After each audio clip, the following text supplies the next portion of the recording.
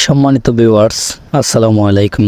আপনারা অনেকেই মুরগির ঠান্ডা নিয়ে অনেক ঝামেলায় পড়েন এবং অনেক মেডিসিন ইউজ করার পরেও আপনাদের মুরগির ঠান্ডাগুলো কোনোভাবেই সুস্থ হয় না। সেক্ষেত্রে আপনারা কি করবেন, আজকে সেই বিষয়ে কথা বলবো, আশা করি পাশে থাকবেন।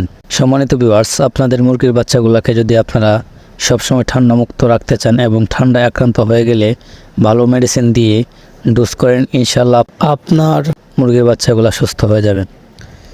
সম্মানিত ভিউয়ার্স, আজকে যে মেডিসিনগুলোর কথা বলবো, এই মেডিসিনগুলো দিয়ে যদি আপনারা আপনাদের মুরগিগুলোকে ঠান্ডা ডোজ করান, ইনশাআল্লাহ সুস্থ হয়ে যাবে। মেডিসিনগুলো হলো টিলমাইক্রোসিন গ্রুপের কুটিলবেট প্লাস লিভোফ্লক্সাসিন গ্রুপের লিভোম্যাক্স প্লাস ডক্সিসাইক্লিন গ্রুপের ডক্সিএবেট, সাথে আপনারা জিঙ্ক ব্যবহার করবেন।